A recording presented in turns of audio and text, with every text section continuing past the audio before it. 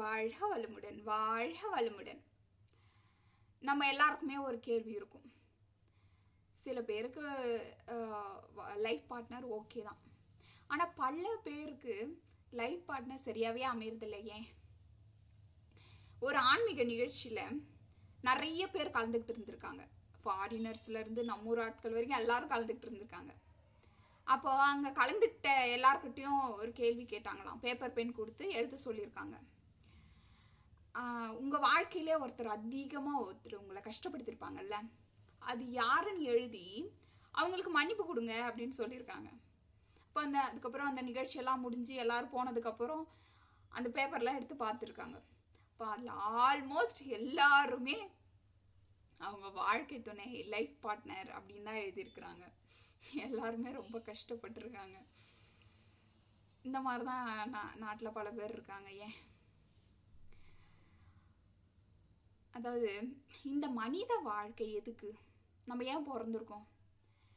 அதற்கான ரீசன் என்ன அப்படின்னா, நான்மா பக்குவம் அடையணும், இந்த சோல் ஹையர் லெவலுக்கு போகணும்.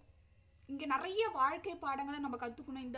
இந்த வாழ்க்கை ஃபுல்லாமே அதுக்கு தான். நிறைய சூழ்நிலைகள் வரும், அதுலேருந்து நம்ம வாழ்க்கை பாடத்தை நம்ம கற்றுக்குவோம். இதெல்லாம் எங்கே போய் கற்றுக்கிறது? இந்த வாழ்க்கை பாடத்தை நம்ம சுற்றி இருக்கிறவங்க கிட்ட இருந்து தான் நம்ம கற்றுக்க முடியும். வெவ்வேறு விதமான மனிதர்கள், வெவ்வேறு விதமான சூழ்நிலை, அவங்க கொடுக்குற நன்மை தீமை கஷ்டங்கள், இதன் மூலமாக தான் நம்ம வாழ்க்கை பாடத்தையே நம்ம கற்றுக்குறோம். பொறுமையாக இருக்கிறது எப்படி, சகிப்புத்தன்மையாக இருக்கிறது எப்படி, நம்ம கஷ்டத்தையே கொடுத்தாலும் நம்ம திரும்ப அன்பு கொடுக்கறது எப்படி, இந்த மாதிரியான வாழ்க்கை பாடங்களை அப்படி கற்றுக்குறோம். அப்போது நம்ம மனசு தான் சொல்லுது, இது நல்லது, இது கெட்டது, இது கிடைச்சா சந்தோஷம், இது கிடைச்சா துக்கம், இப்படி இருந்தால் துக்கம், இதெல்லாம் சொல்லுது இல்ல, இது நம்ம மனசு சொல்லுது. ஆனால் இதெல்லாம் கடந்து நம்ம ஆன்மாவுக்கு என்ன வேணும் அப்படின்னா அது பக்குவம் அடையணும். அதுக்காக நான் கஷ்டங்கள் வந்தாலுமே பரவாயில்ல, அதுவும் கஷ்டமும் சரி நல்லதும் சரி ரெண்டுமே அதுக்கு ஒன்று தான், பக்குவம் அடையணும். அதனால தான் வாழ்க்கையில் இந்த மாதிரி கஷ்டங்கள்லாம் வருது, கடவுள் அனுமதிக்கவும் செய்கிறாரு. சரி, 3 விதமான லைஃப் பார்ட்னர் நமக்கு அமைகிறாங்க மக்களுக்கு, பொதுவாக எல்லாருக்கும். ஒன்று கார்மிக், கர்ம பந்தம், கார்மிக் பார்ட்னர், நம்ம வென அப்படின்னு சொல்கிறோம் இல்லையா. 2வது சோல்மேட் பார்ட்னர். 3வது twin flame partner. Twin flame, இரட்டை சுடர்கள். சரி, ஃபர்ஸ்ட் ஒன் கார்மிக் பார்ட்னர், அதாவது கர்ம பந்தம். நம்மளை புரிஞ்சிக்கவே மாட்டாங்க, காதல் கொடுக்க மாட்டாங்க, ரொம்ப கஷ்டப்படுத்துவாங்க, விட்டு கொடுத்து போக மாட்டாங்க, கெட்டவங்கன்னு சொல்ல முடியாது, இந்த மாதிரிலாம் இருக்கிறாங்க இல்லையா, அவங்க தான் கார்மிக்ஸ். 2 பேருமே கார்மிக்ஸாக இருப்பாங்க. அந்த பெண்ணும் சரி ஆணும் சரி 2 பேருமே கார்மிக்ஸாக இருப்பாங்க. இல்லைன்னா ஒருத்தர் பக்குவப்பட்டவங்களா இருப்பாங்க, பொறுமையான நபர்களாக இருப்பாங்க, விட்டு கொடுத்து போகிறவங்களா இருப்பாங்க, அன்பான நபர்களாக இருப்பாங்க, அந்த மாதிரி பக்குவப்பட்டிருப்பாங்க. ஒருத்தர் கார்மிக்காக இருப்பாங்க. அப்படியும் அமைது. இது கார்மிக் பந்தம் அப்படின்னு சொல்லுவாங்க, கர்ம பந்தம். இந்த மாதிரி தான் 90% இப்படி தான் உலகத்தில் 90% கார்மிக்ஸ் தான். இப்படி தான் இருக்குது. ஒருத்தர் நல்ல பக்குவப்பட்டிருக்காங்க, ஒருத்தர் கார்மிக்காக இருக்கிறாங்க, இல்லை 2 பேருமே கார்மிக். இது ஒரு டைப் ஆஃப் கப்புள் இந்த மாதிரி அமைகிறாங்க. இன்னொன்று சோல்மேட் அப்படின்னா, நமக்கு தோணும் இல்லையா, ஏனே தெரியல இவங்களை அவ்வளோ பிடிச்சிருக்கு, இவங்க மேலே ஒரு கோவமே வரல, இவங்க என்ன பண்ணாலும் சரி, இவங்களை அவ்வளோ நேசிக்கிறது, விட்டு கொடுத்து போகிறது, ரொம்ப அன்பாக இருக்கிறது, புரிஞ்சிக்கிறது, இந்த மாதிரிலாம் இருப்பாங்க. இவங்க சோல்மேட், அந்த சோலோட கனெக்ட் ஆகிருப்பாங்க. நாட் ஓன்லி பார்ட்னர்ஸ், நம்மளை யாராக வேணா இருக்கலாம். சோல்மேட் ஒரு அம்மா அப்பாவாக கூட இருக்கலாம், இல்லை ஒரு ஃப்ரெண்டாக இருக்கலாம், இல்லை பெத்த குழந்தைங்களா இருக்கலாம், யாராக வேணா இருக்கலாம். நமக்கு தோணும் இல்லையா, என்னவோ தெரியல, இவங்க மேல மட்டும் அவ்வளோ அன்பா இருக்கு. ஒரு கனெக்ட் இருந்துகிட்டே இருக்கும். ரொம்ப அவங்க கூட இருக்கும்போது சந்தோஷமா ஃபீல் பண்ற மாதிரி இருக்கும். நமக்கே தோணும் இவங்க நம்ம லைஃப்ல ரொம்ப ஸ்பெஷலான பர்சன் அப்படின்னு தோணும். அவங்க வந்து சோல்மேட். இது ஒரு சிலருக்கு அமையுது. கார்மிக்ஸுமே அப்படிதான். நாட் ஓன்லி லைஃப் பார்ட்னர், யாரா வேணா இருக்கலாம். அம்மா அப்பாவா இருக்கலாம், நம்மளை டார்ச்சர் பண்றது, நம்மளுக்கு தொந்தரவு கொடுக்கறது, கஷ்டப்படுத்துறது. அம்மா அப்பாவா இருக்கலாம், ஃப்ரெண்ட்ஸா இருக்கலாம், உறவுகளா இருக்கலாம், யாரா வேணா இருக்கலாம். ஓகேவா? செகண்ட் சோல்மேட் பார்த்துட்டோம். Third one twin flame. Twin flame இது வந்து யாரு அப்படின்னா, இது இப்போ ரெண்டு சோல்மேட்டு கார்மிக், இவங்க ரெண்டு பேர் ரெண்டு விதமான மனிதர்கள் வந்து யாரா வேணா இருக்கலாம். ஆனா ட்வின் ஃப்ளேம் அப்படிங்கிறது ஒரே ஒரு ஜோடி தான், ஒருத்தருக்கு ஒருத்தர் தான். ஈருடல் ஓர் உயிர் அப்படின்னு சொல்றாங்க இல்லையா? ஒரே சோல் தான். ஒரே சோல் ஸ்பிளிட் ஆகி ஒரு ஆண் உடம்புலயும் ஒரு பெண் உடம்புலயும் வாழுது. இது ரொம்ப ரேர் ஜோடியா இருப்பாங்க. 1000த்துல ஒரு ஜோடி தான் அப்படி இருப்பாங்க. ரொம்ப ரேர். இவங்க ட்வின் ஃப்ளேம் ஜோடியை பார்க்கறது ரொம்ப ரேர். எங்கேயாவது ஒருத்தர் தான் இருப்பாங்க அந்த மாதிரி. இதுவுமே சோல்மேட் மாரி தான். என்னன்னே தெரியல, இவங்கள ரொம்ப பிடிச்சிருக்கு. இவங்க அவ்வளோ கம்ஃபர்டபுளா இருக்கிறாங்க, நமக்கு அவ்வளோ புரிதலோட இருக்கிறாங்க அப்படின்ற மாதிரி இருக்கும். இதையும் கடந்து இருக்கும். ஏன்னா ஒரே சோல் இல்லையா, ரெண்டு பேரும் மேக்னெட்டிக் மாதிரி இருக்கும். ரெண்டு பேரையும் பிரிக்கவே முடியாது, அவ்வளோ ஒரு க்ளோஸ் இருக்கும். ஓகே, இந்த மாதிரி 3 விதமா லைஃப் பார்ட்னர்ஸ் வந்து அமைகிறாங்க அப்படின்னு நான் படித்தேன். சரி, இப்போ கார்மிக் அப்படின்னா எப்படி இருக்கும்? ஒரு எக்ஸாம்பிளுக்கு சொல்கிறேன். ஒரு எக்ஸாம்பிளுக்கு தான். இப்போ இந்த அந்த சார் கிரிக்கெட் பார்க்குறாரு அப்படின்னா, இந்த அம்மா சீரியல் பார்க்குது. இப்போ எப்படி இருக்கும்? 2 பேருக்கும் ஒரே வீட்டில் அவ்வளோ பிரச்சனையாக இருக்கும். எப்போ பார்த்தாலும் கிரிக்கெட், இந்த ஆள் எப்போ பார்த்தாலும் கிரிக்கெட் தான் பார்க்குறாரு, நீ மட்டும் என்ன எப்போ பார்த்தாலும் சீரியல் தான் பார்ப்பியா, ஒரே பிரச்சனை, ஒரே சண்டை. இப்போ ஒருத்தர் இப்படிதான் இருப்பாங்க. இப்போ ஒருத்தர் வந்து அந்த பக்குவப்பட்டவங்க, இன்னொருத்தவங்க கார்மிக், அவங்க எப்படி இருப்பாங்கன்னா, ஒருத்தவங்க சும்மா சண்டை போட்டுக்கிட்டே இருப்பாங்க, பிரச்சனை கொடுத்துட்டு இருப்பாங்க. அந்த பக்குவப்பட்டவங்க இந்த ஆள் எப்பவுமே இப்படிதான், இவ எப்பவுமே அப்படிதான் அப்படின்ட்டு விட்டுட்டு விலகி இருப்பாங்க.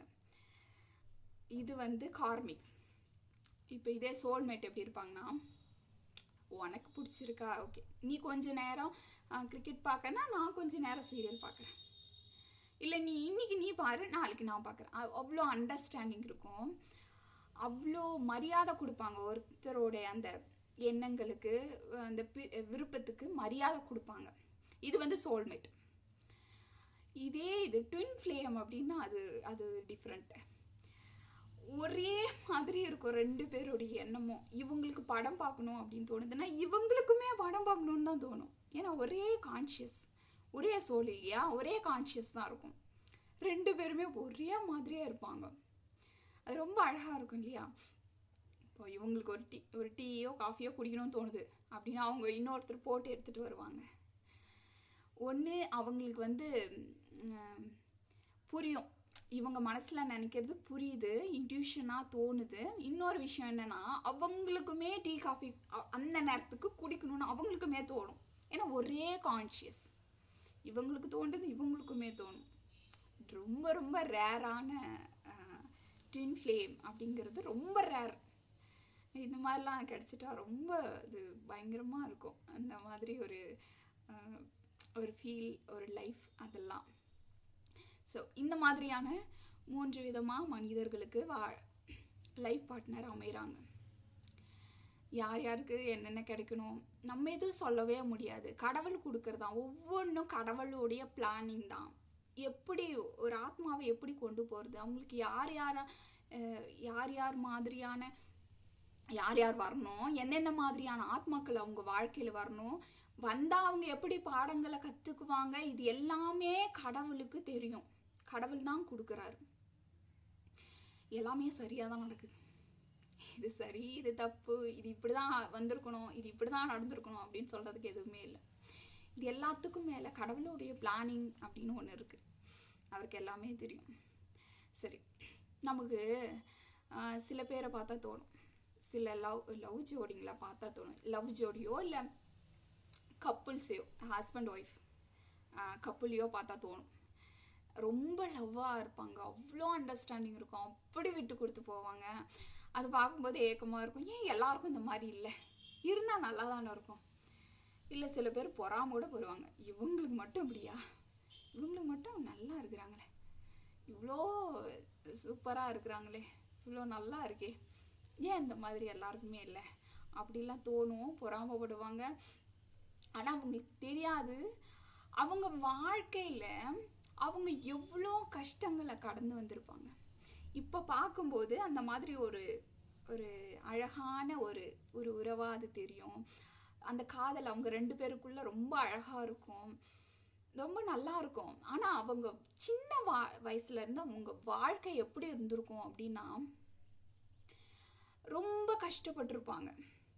அந்த ஆணா இருக்கட்டும், அந்த பெண்ணா இருக்கட்டும், அந்த தூய்மையான தெய்வீக காதல்லாம் இருக்கு இல்லையா, ரொம்ப ஆழமான காதல் இருக்கு இல்லையா, அவங்களுடைய வாழ்க்கை எப்படி இருக்கும் அப்படின்னா சின்ன வயதுல இருந்தே அன்புக்காக ஏங்கினவங்களா இருந்திருப்பாங்க. அவங்க குடும்பமே அப்படின்னா கார்மிக் குடும்பமா இருந்திருக்கும், ரொம்ப கஷ்டப்படுத்திருப்பாங்க, புரிஞ்சிக்கவே மாட்டாங்க. புரிஞ்சிக்கலனாலும் பரவாயில்ல, அன்பு கொடுக்கலன்னா கூட பரவாயில்ல, ரொம்ப அவமதிப்பா பேசியிருப்பாங்க. சுத்தி இருக்கிற உறவுகள் புரிஞ்சிக்கவே மாட்டாங்க. அவங்க கிட்ட எவ்வளோ திறமைகள் இருந்திருக்கும், அந்த திறமைய கொஞ்சம் கூட மதிச்சிருக்க மாட்டாங்க. ரொம்ப ஒரு மோசமா நடத்திருப்பாங்க, ரொம்ப அவமானப்படுத்திருப்பாங்க, அவங்கள ஒரு ஒரு ஆளாவே மதிச்சிருக்க மாட்டாங்க. இப்படிதான் அவங்க வாழ்க்கை சின்ன வயசுல இருந்தே அவங்க பல துன்பங்களை அனுபவிச்சிருப்பாங்க. யாருக்கிட்ட இருந்துமே அந்த அன்பு கிடைச்சிருக்காது, அதுக்காக ரொம்ப ஏங்கியிருப்பாங்க. அந்த எமோஷனல் ஃபுல்ஃபில்மெண்ட் அப்படின்னு ஒண்ணு இருக்குங்க, எல்லாருமே ஏங்குற ஒரு விஷயம். அந்த எமோஷனலா நம்ம கூட ஒருத்தர் இருந்தா நல்லா இருக்குமே, நம்ம கஷ்டங்களை சொல்றதுக்கோ நம்ம சந்தோஷத்தை பகிர்ந்துக்கிறதுக்கோ ஒருத்தவங்க வேணும். எல்லாருக்குமே அந்த எமோஷனல் ஃபுல்ஃபில்மெண்ட் அப்படிங்கிறது ஒன்று தேவையா இருக்கு. அப்படி இருக்கும்போது இவங்களுக்கு அந்த மாதிரி கிடைச்சிருக்காது, சின்ன வயசுல இருந்தே கிடைச்சிருக்காது. ரொம்ப ஏங்கி போயிருப்பாங்க, ரொம்ப கஷ்டப்பட்டிருப்பாங்க, ரொம்ப அவமானங்களை சந்திச்சிருப்பாங்க. யாருமே அவங்கள புரிஞ்சுன்னு இருக்கவே மாட்டாங்க. இப்படியான ஒரு வாழ்க்கையை வாழ்ந்துட்டு வரவங்க, அந்த பெண்ணா இருந்தாலும் சரி ஆணா இருந்தாலும் சரி, ஒரு கட்டத்துல அந்த வாழ்க்கை துணை, அந்த ஒரு பர்சன் வராங்க, ஆணோ பெண்ணோ வராங்க, அவங்க லைஃப்ல வரும்போது அவ்வளோ அன்பு கொடுப்பாங்க. ஏன்னா இது வரைக்கும் அவங்க வாழ்க்கையில அன்பே கிடைச்சிருக்காது. அவ்வளோ அன்பு கொடுப்பாங்க, அவ்வளோ மதிச்சிருப்பாங்க, அவங்க திறமைகளை மதிச்சிருப்பாங்க, அவங்கள அவ்வளோ மரியாதையா நடத்துவாங்க. ஏன்னா அவங்களுக்கு மரியாதைங்கிறதே கிடைச்சிருக்காது வாழ்க்கையில, அவமானங்களையே சந்திச்சிருப்பாங்க. அவ்வளோ மரியாதையா நடத்துவாங்க, அவங்கள புரிஞ்சுக்குவாங்க. அந்த எமோஷனல் ஃபுல்ஃபில்மெண்ட்டை அவங்க தான் கொடுத்துருப்பாங்க. இது பெரும்பான்மையானவர்கள் எல்லாருக்குமே அந்த உண்மையான அன்பு, ஆழமான அன்பு கிடைச்சிருக்கணும், அந்த லவ் கிடைச்சிருக்கணும். அந்த லவ் கப்புள்ஸ் இப்படிதான் அவங்க வாழ்க்கை அமைது, அவங்க லைஃப் இருந்திருக்கும். இப்போ ஒரு கட்டத்துல இதெல்லாம் ஒருத்தர் கொடுக்குறாங்க, அவங்க வாழ்க்கையில கிடைக்காத ஒரு பொக்கிஷத்தை, ஒரு அன்பை அவங்க கொடுக்குறாங்க அப்படின்னா அங்க அவ்வளோ அன்பு அங்க ஆழமாக இருக்கும், அங்க ஆழமா வேறுன்றது அந்த அன்பு. இப்படிதான் ஒவ்வொரு காதலுமே உருவாகுது, அந்த ஆழமான காதல், தெய்வீக காதல் உருவாகுது. அது அவங்களுக்கு அவ்வளோ ஈஸியா கிடைச்சிடல, அவ்வளோ கஷ்டங்கள் அனுபவிச்சிருப்பாங்க. இந்த புதுசா வராங்க இல்லையா, இந்த பர்சனுக்குமே அவங்களுடைய வாழ்க்கை அப்படிதான் இருக்கும். அவங்களுடைய சின்ன வயசுல இருந்து அவங்களுமே அவ்வளோ துன்பத்தை, அன்பு கிடைக்காம அவமானங்களை சந்திச்சு கஷ்டங்களை அனுபவிச்சு அவங்களுமே அப்படி வர்றதால அவங்களுமே புரிஞ்சுக்குவாங்க. இப்போ அவங்களுக்குள்ள அவ்வளோ புரிதல் கிடைக்குது, ஏன்னா அவங்க சின்ன வயசுல இருந்து கஷ்டங்களை அனுபவிச்சு வராங்க. இப்படிதான் ஒரு அழகான காதல், ஒரு ஆழமான காதல் உருவாகுது. அது அவ்வளோ ஈஸியா கிடைச்சல, நம்ம வெளியில இருந்து பார்க்கும்போது இவங்களுக்கு மட்டும் கிடைச்சிருச்சே அப்படின்னு நம்ம நினைக்கிறோம். அவ்வளோ கஷ்டங்களை தாண்டிதான் அந்த காதல் உருவாகுது. இது அவங்க சில பேர் பணக்காரங்களா கூட இருப்பாங்க, கோடீஸ்வரங்களாக இருப்பாங்க, கோடியா பணம் இருக்கும், ஆனா அவங்களுக்கு அன்பு கொடுக்கறதுக்குன்னு யாருமே இருக்க மாட்டாங்க. அந்த அன்புக்காக ஏங்கிருப்பாங்க, அப்போ லைஃப்ல ஒருத்தவங்க வரும்போது அவங்க மேல அவங்களுக்கு அதிகமான ஒரு காதல் உருவாகுது. இந்த மாதிரி தான் காதல் இறைவன் கொடுக்கிற வரம், கடவுளே தான் அது கொடுக்குறாரு. இப்போ ஒரு ஒரு கல்லை எப்படி தட்டி தட்டி அதை உளியால் அடிச்சு அடிச்சு அடிச்சு அதை ஒரு சிற்பமாக்குறாங்களோ அதே மாதிரிதான் அந்த காதல் வாழ்க்கை வர்றதுக்கு முன்னாடி அவங்க வாழ்க்கையில அவ்வளோ துன்பங்கள் அவங்க அனுபவிச்சு அவங்க காதல் ஒரு அழகான சிற்பமா உருவாகுது. இப்படிதான் இறைவன் ஒரு காதலை கொடுக்குறாரு. கடவுள் அவ்வளோ ஈஸியா கிடைச்சிடல. இப்போ இது எல்லாமே ஒவ்வொன்றுமே சோல் கான்ட்ராக்ட். இது எல்லாமே இவங்களுக்கு இப்படிதான் அமையணும், இது எல்லாமே இப்படிதான் கிடைக்கணும், முன்னாடியே ப்ரீ பிளான்டு. நம்ம ஆத்மா வர்றதுக்கு முன்னாடியே நான் இப்படியெல்லாம் கஷ்டப்பட்டு தான் இதை அடையணும் அப்படின்னு இருக்கு அப்படின்னு எழுதி வச்சிருக்கு. இப்போ எந்த ஒரு விஷயமா இருக்கட்டும் ஈஸியா கிடைச்சிட்டா அதோட வேல்யூவே தெரியாதுல்ல. அவ்வளோ வறண்ட பாலைவனமா இருக்கிற அந்த அந்த ஒரு வாழ்க்கை, அன்பு கிடைக்காம, பாசம் கிடைக்காம, புரிதல் இல்லாம, எதுவுமே இல்லாம வறண்ட பாலைவனமா இருக்கிற அந்த வாழ்க்கையில ஒரு துளி, ஒரு மழை துளி அது பெருசா இருக்கும். அது அவ்வளோ சந்தோஷத்தை கொடுக்கும் இல்லையா? அதாவது ஃபுல்லா சாப்பிட்டுருக்குறாங்க, வயிறு ஃபுல்லா சாப்பிட்டுருக்காங்க. அவங்க கிட்ட என்னதான் விதவிதமா சாப்பாடு கொடுத்தாலும் அவங்களுக்கு அது சாப்பிடவே தோணாது. ஆனா பழசு கூட கொடுங்க பட்னியா இருக்கிறவங்க கிட்ட அது எவ்வளோ ஒரு பெருசா இருக்கும். அப்படியே 10 நாள் சாப்பிடாம பட்னியா இருந்து ஒரு பழைய கஞ்சி கொடுத்தாலும் அது அவ்வளோ ஆனந்தமா குடிப்பாங்க இல்லையா? அதுதான், அதனாலதான் வாழ்க்கையில அவ்வளோ கஷ்டங்கள் நமக்கு வருது. ஒரு காதல் அப்படிதான் உருவாகுது. எவ்வளோ துன்பத்தை கடந்து அது உருவாகுது. எல்லாமே இந்த கஷ்டங்கள் கொடுக்கறது எல்லாமே கடவுள் நமக்கு. நம்ம எங்கேயுமே மனசு உடைஞ்சே போகக்கூடாது, இது இப்படி நடந்திருக்க கூடாது, இது இப்படி நடந்திருக்கலாமே, எல்லாமே ஏதோ ஒரு நன்மைக்கு தான் நமக்கு கடவுள் அந்த பக்குவத்தை கொடுக்குறாரு. வாழ்க வளமுடன். எல்லா உயிர்களும் இன்புற்று வாழ்க.